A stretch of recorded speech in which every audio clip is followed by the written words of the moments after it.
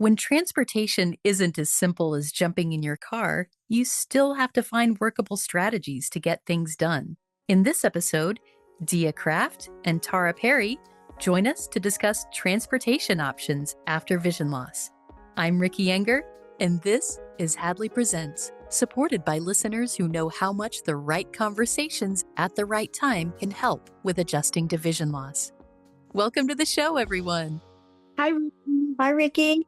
It is wonderful to have you both. And this is a huge topic. And in fact, it is such a huge topic that there's no way the three of us, as awesome as we are, can really cover everything. So, what we're going to do is we're going to get this conversation started, chatting about transportation and what we do and how we figure things out. But we also want to hear from those of you who are listening and you have ideas. So we're going to talk a little about how you can do that at the end of this episode. But for now, let's see how much we can cover. I think it makes sense to first put some voices to names and just get a bit of info about the two of you. So let's do some intros. Tara, let's start with you. Tell us a bit about yourself, and if you're comfortable, just a little about your vision loss journey. Absolutely. My name is Tara Perry, and I have retinitis pigmentosa and really started losing my vision most likely in my late teens, early 20s to become legally blind by the time I was 26. And with my RP, I had very quick vision loss. So I drove a car to graduate school in August of 90, parked it in December, and was determined legally blind by July of 91. Currently, I would say my vision loss is, well, I guess I usually just say I'm blind. That seems to be the most descriptive way to say that. I don't really have any functional vision. Right. So, yeah, you had that very unusually quick vision loss with RP. Dia, how about you? To introduce yourself and tell us a bit about you. Sure. My name is Dia Kraft. I live in St. Charles, Illinois. I have a disease called neuro-optic neuropathy anterior, which is the medical word for optic nerve stroke. And apparently it happened in my sleep.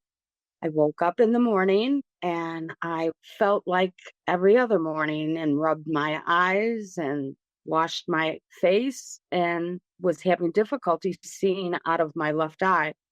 It turned out to be an optic nerve stroke during my sleep. The brain takes over the difficult vision eye and does its work. Several years later, the right eye had an optic nerve stroke. And that is, as I said, a little bit unusual, a lot unusual. And it did happen in my sleep also, in the same situation when I woke up. So now I have approximately 30% total vision. I do have some vision, which I'm very fortunate of. I have no peripheral vision. I also am classified as legally blind, and that's my vision issue right now. Yeah. So, definitely a lot of adjustment there.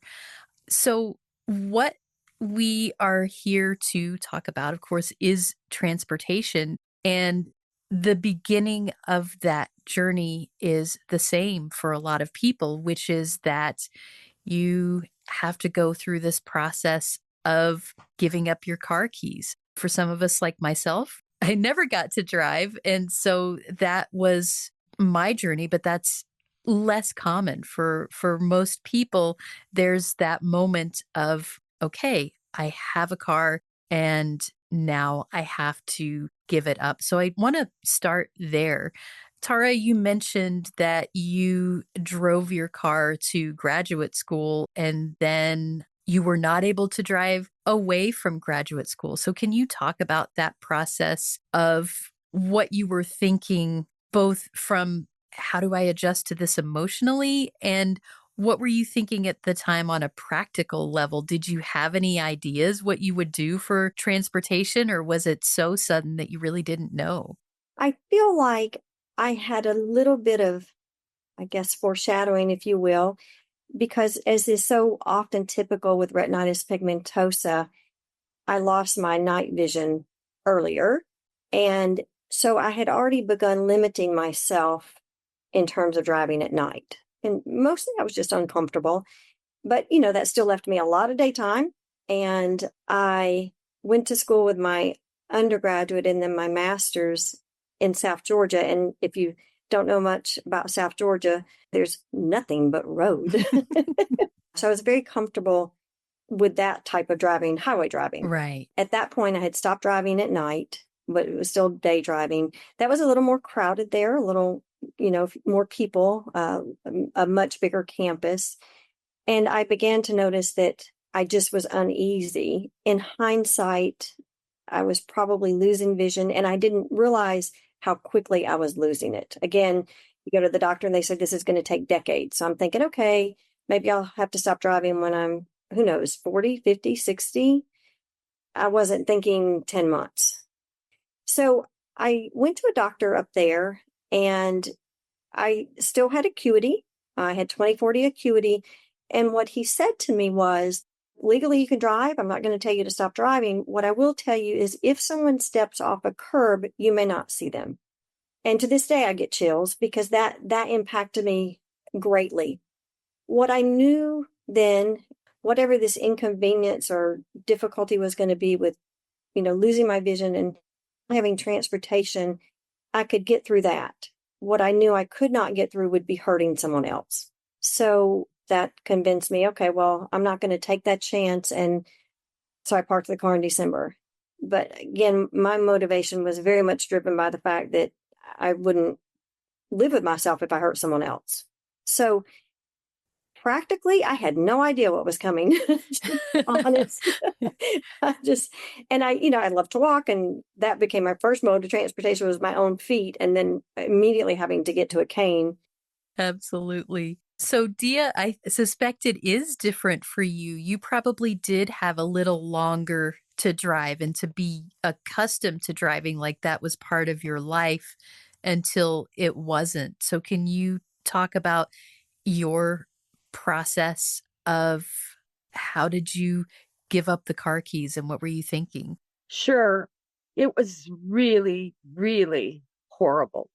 I don't have a good word to say about it, but I knew it was time a year ago when I had been driving only in the daytime and not in the rush hour traffic by no means. In the morning when I left for work, I was a salon owner and hairstylist.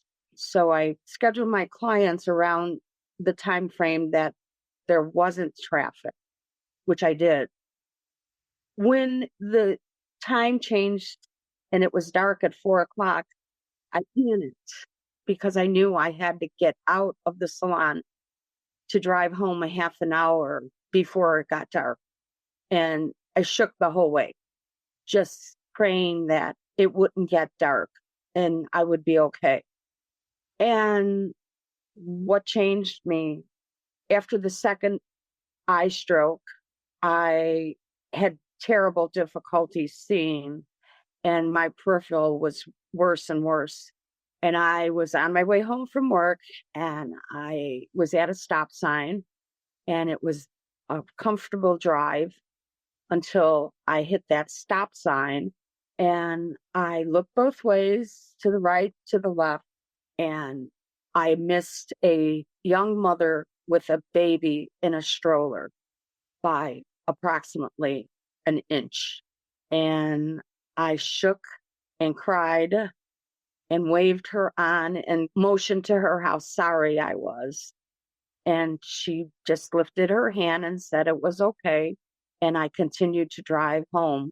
I put the car in my garage space and I sat there for probably a very long time and just cried. And I knew in my heart it was time. How could I live with somebody that I hurt? Not thinking about myself, and giving up my car and my independence, thinking about others. And that was probably the last time that I ever drove again. Yeah. Thank you both for sharing that. It's not an easy thing to talk about, especially as you're speaking, Dia, about it's not just a car, a mode for getting from here to there. It feels like independence. It's about doing what you want when you want to do it. It's a difficult thing to get through. And so, again, thank you both for sharing those stories. At this point, I don't know if it's safe to say you're on the other side of that because adjustment does continue to happen. I've never had a car, and there's still times when I am feeling like I'm adjusting to not having that freedom of jumping in a car. But I am curious if you can remember a time where you felt like you had a transportation situation and you figured a way through it. So it could be anything. It could be, I don't know, your first time taking an Uber, or maybe you had an emergency and you had to figure out something quickly. And at the end of that, you kind of said, hey, I did it. Tara, do you have an example of that? Yes. And I was going to respond to what you were just saying. Transportation is often just a continuing issue. It gets better. Maybe your acceptance of it gets better, or if you move, it changes, or if you have friends or family, they move, that changes. So there are so many moving parts to me for transportation, particularly having lived in areas where there's not much in terms of public transportation. For me, I feel like it's always an adjustment. And I think that's just part of having vision loss in terms of independence and how you function day to day. So I'm a small town person. I'm not a particularly city oriented person. I'm putting that in context to say I gravitate toward places that are smaller, that also tends to be places that don't have a lot of opportunities for public transportation. In Mississippi, it wasn't a very big town. There were no taxis, no buses, no paratransit, and I didn't know anyone. So that was quite a challenge. Again, my residence, I would often locate where I could walk. I always walked to work as much as I could. So I could handle that part. I could get to and from work, and then the rest of it became a big question mark. Because of my field, I taught recreation and recreation therapy. So I connected with a recreation professional, and we were just talking about this issue of transportation, and she didn't know of anything either. She said, but let me get back to you. So she did. And I ended up having some of the best transportation services I've ever had. And here's how it worked. I was able to take advantage of a group from the Methodist Church that offered rides to senior citizens. Now, what I'm going to point out is I was 29 years old and I was not Methodist. So, and it ended up just being, they were willing to accommodate. Again, there weren't many people who were blind living in this town. It was sort of an unknown for us all. But we set it up so that once a week, I could run whatever errands I had in either a morning period or an afternoon period. And it was fabulous. I could plan my grocery shopping. I could get gifts. I could get cards. I could just do whatever I needed to do with a little bit of planning. And it was reliable. It was consistent. I think when you live in areas like that, it's about connecting. It's about asking. And it's about maybe you don't fit exactly into that box, but we're all willing to give it a shot. Yeah, that makes sense. So making those connections and as you said, hey, I'm not a senior and I'm not Methodist, but there happens to be this service. And so I kind of put myself out there to take part in that. And is it in your personality to reach out and connect with people, or was that part of it a little bit of a struggle, but you knew you had to do something? I am by nature an introvert. So that is something that my vision loss and my teaching career have sort of fostered in me. The staff member from the recreation area facilitated that connection, but I had to reach out to her to begin with. So it's part of learning. It's part of dealing with the situation, teaching yourself to be an advocate, identifying your needs, being able to share and open up, and that great task of asking others for help, which is, I think, hard for most people. Hard if you're an introvert, hard if you're an extrovert. It's just, it's something that we definitely have to get used to. Absolutely, it is. It's a hard thing to do regardless. Dia, you're in a bigger city, so I imagine your experiences might be different because there are options in larger cities that simply don't exist in the smaller towns. So, what has your experience been with figuring out this whole transportation bit? And you might even still be in the middle of discovering some of that. You're absolutely right. I am in a bigger city than Tara. First of all, you have to be your own advocate, which took me several years to figure that one out. I am in the state of Illinois, and there are lots of opportunities for people in this state that are not made open and aware of unless you pursue it. And I was very persistent. I pursued it daily for several months. I Googled every day, especially when I was down in the dumps and emotional and feeling sorry for myself. Ultimately, I took care of it.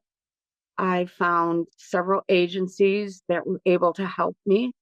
They were able to offer me assistance with getting to the store, driving me, doctor's appointments. The hardest thing for me in the beginning was I have been approved from ADA, which is American Disability Association. And I believe that is throughout the United States. I get a discount on every ride share and also on Pace Transportation throughout Illinois. I get a big discount on Uber. So I do not hesitate to take it because it's so inexpensive. Yeah, I think the way it works is it's different for each state. So they call it the ADA voucher.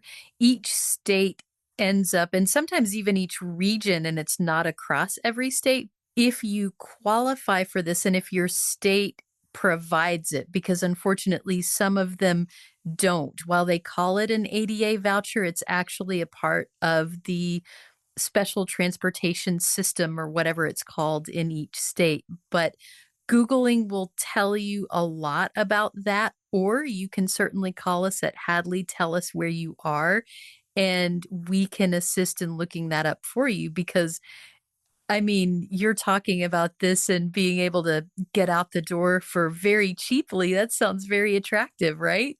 Yeah, it's wonderful. Actually, for me, a lifesaver. Losing my vision was a life change, as everybody understands.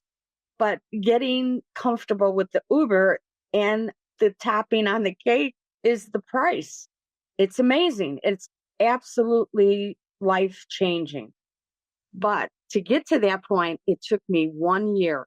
I was so scared to get into an Uber, even in the daylight. I never took an Uber at night until recently because I was fearful of it. I finally concentrated on taking baby steps, as I call it. And I did. I joined a park district, drive to different functions, theater, luncheons, and so forth. And I remember getting into the park district bus and shaking, literally shaking of fear that something would happen to me. And I made it to the theater and I continued to try different things and challenge myself. And I did it.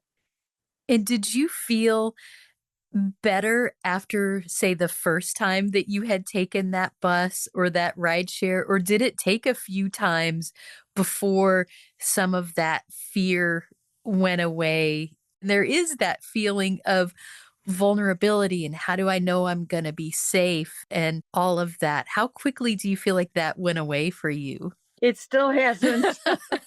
that's been an issue. I take all the precautions. If I'm out at night, I'm usually in a location where I have a friend, or even if I'm in a restaurant, I will ask the hostess or whoever to walk me outside, and I will show her or him the driver's license plate number on my phone and make sure that I get into the right car. That's in the evening because I'm totally blind in the dark. During the day, before I can recognize the license plate, I get into the car and I know the person's name and I ask the name. I don't reveal the name. And then I ask them, who am I? And they say my name. And then I get in the car. So I take several steps before I'm comfortable, and it's amazing. I'm more relaxed once I get into the car. And those are some really, really good safety tips. You do pretty much exactly my approach as well, where they have to tell me who they're here to pick up. They have to give me their name as opposed to my saying, "Are you so and so?" One thing I will do, not being able to see the stops that I'm passing, I will bring up Apple Maps or Google Maps and say, give me directions to wherever. And so I have that knowledge of, okay, we're turning where it says to turn, or okay, no, we didn't turn where that said to turn. Let me really be aware of what's going on so that I can press that little Uber safety button in the app. So, all of these different things that we learn to do to feel safe. Tara, I don't know if you take rideshare often or if you were taking taxis when you were in DC, that kind of thing. What did you do to make sure that whatever mode of transportation you were on, you felt safe or less vulnerable? Yes, you mentioned I've also lived in a more urban area where I used the subway and then commuter buses. And that was my first exposure to a rideshare program. And I'm learning from you guys because some of this stuff I don't do. Currently, I live back in Georgia, and the only thing I have access to here is rideshare or friends and family. And so for me, my concern is usually, are they going to accept my dog? Because I do travel with a seeing eye dog.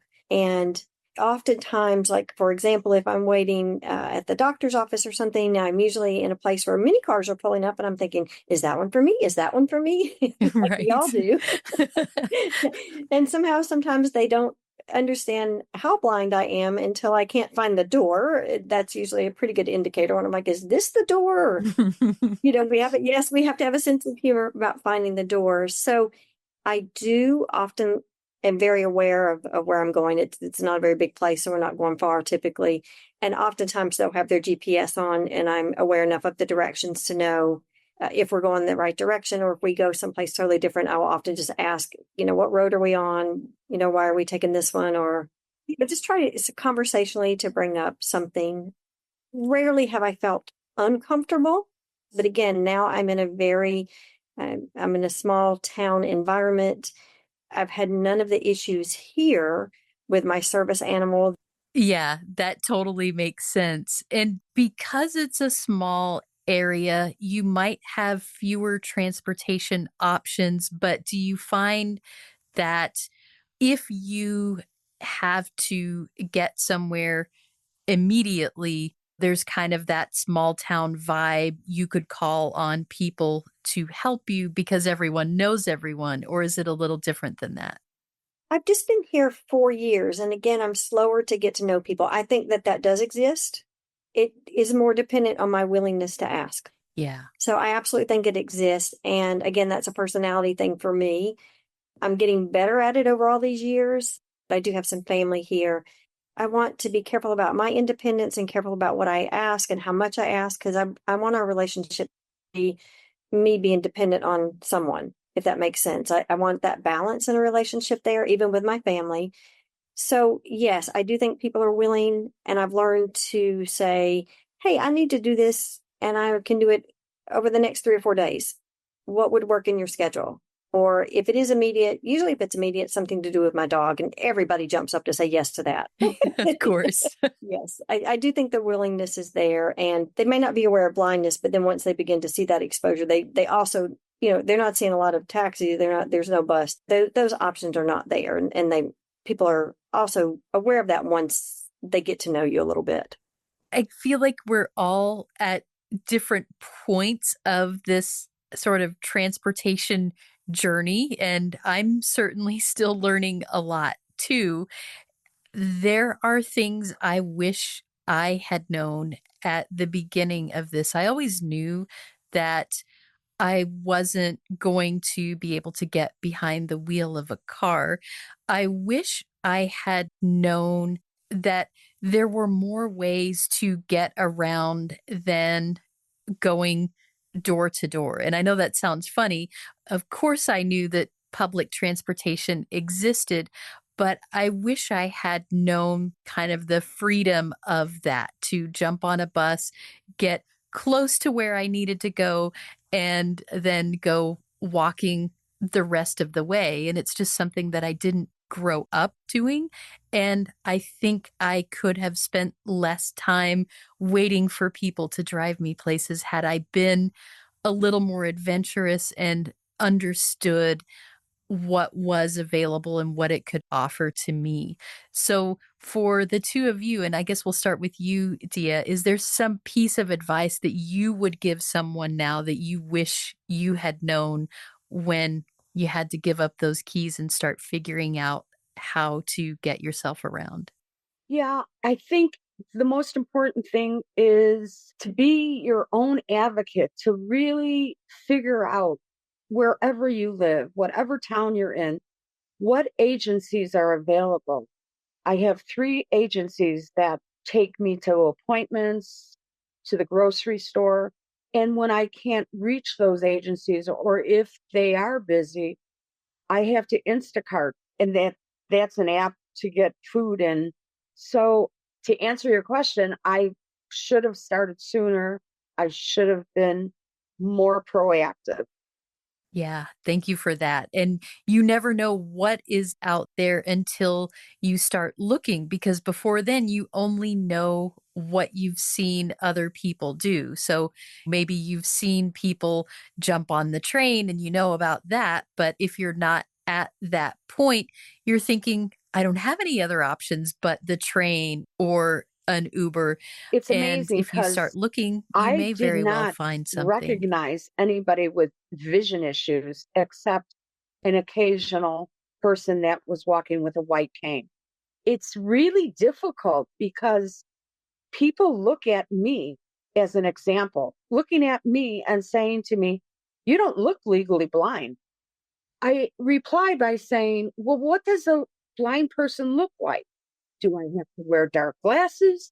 Do I have to walk with a white cane and a ball at the end of it? Will that make a difference?"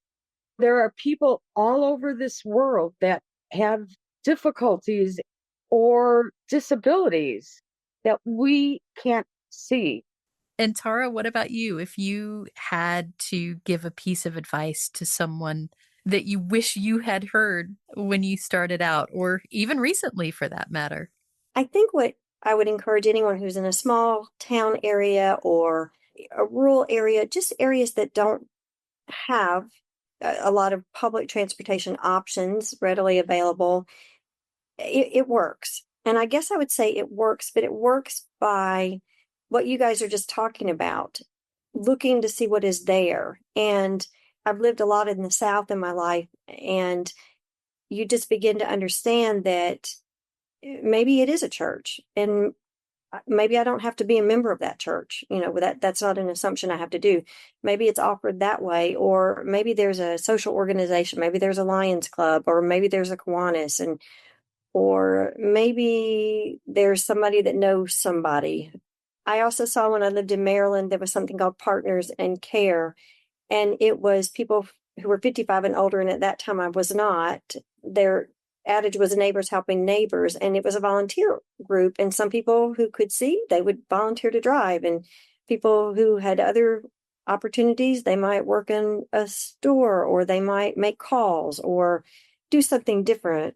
So I also would add that there are county organizations for most counties, and I have found that to be true, whether it might be a council on aging, or if you're not there yet, oftentimes they'll also have something that combines with disability. And there may be services through there.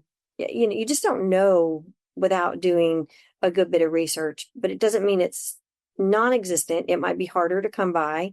I guess there are some situations where it truly may not be there, but there are just ways, and it's much more about connecting, relating, and you might be that person's first interaction with someone who has vision loss or is blind, and they don't know. Maybe they need to know, and they'll learn. And a lot of that comes through that interaction and conversation. And I guess that would be what I would encourage is you might have to think outside of the box, if that's an old phrase, but it helps to just think outside of a box, and also just to open yourself up to asking, because someone else might have an answer that you don't know. You haven't been a part of that community in that way. So I also have heard others who use Facebook, hey, I live in this rural area, I need a ride, and have been quite surprised and pleasantly surprised by the response they've gotten from people they may not even know, but might have a common interest or want to go to that park or want to go to that venue or do something. And it's been able to connect that way. I think the other thing is, if you've ever driven, then when you start paying for rideshare, it is not inexpensive necessarily, especially if you don't have a paratransit opportunity or a bus opportunity available. Uber, depending on the time of day, depending on where you want to go, it can cost me an extra $50 to go to the doctor's appointment, and that's before you add the tip. So I actually had to teach myself to allow myself a budget so I didn't resent it. Yeah, right. And then I'll actually maybe go get a pedicure or do something other than the necessities. It's okay if I spend that money to do that, if that's my budget, if that makes sense. Otherwise, I would be just doing the necessities. So I had to find a way to give myself some permission and latitude to do something I just wanted to do occasionally. That makes a lot of sense when you think about how much money it takes to get out of the house. Then you start to make the decision, well, I can never get out unless it's for an emergency. And that is very much a feeling, quite the opposite of freedom, Very right? much so, yes. Yeah. So it sounds like really what you're both saying is two things: advocate for yourself and be creative in how you try and find these connections or these transportation opportunities. Wow, this has been such an incredible conversation. I feel like we've covered a lot. I know we haven't covered everything, and I knew there was no way we would be able to cover everything because every place is different, every person is different, and every situation is different.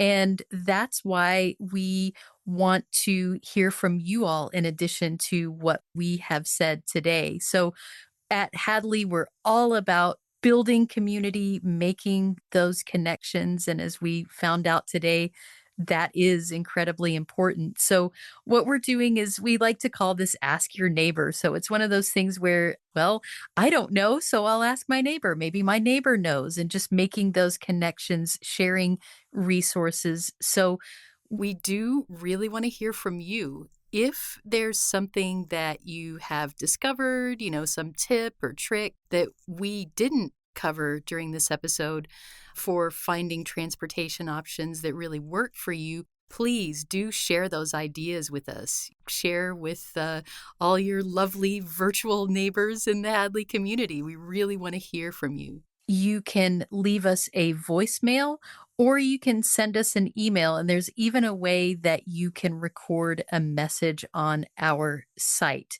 So you can actually call our podcast line. It's 847-784-2870, and just leave that voicemail. We hope to include that in a future episode. I'll also have in the show notes ways that you can email us a recording, do it directly from our site as well. Any final thoughts as we wrap up here? This has been amazing, both of you. This is Tara, and I just thank you for the opportunity. And I hope that others will call in their solutions because I think they're as diverse as our population. And so there may be so many other ways that we don't yet know about. Thank you, Tara. How about you, Dia? Sure, this is Dia. I just want to thank you from the bottom of my heart. Thank you so much, Dia and Tara, for sharing your stories and your tips and your tricks. And it's just been a wonderful conversation. And thank you all for listening. Hadley Presents is here because of listeners who know that real conversations about vision loss can make all the difference. Thank you to Hadley's donors, and thank you for listening. Got something to say? Share your thoughts about this episode of Hadley Presents, or make suggestions for future episodes. We'd love to hear from you. Send us an email at podcast@hadleyhelps.org. That's podcast@hadleyhelps.org. Or leave us a message at 847-784-2870. Thanks for listening.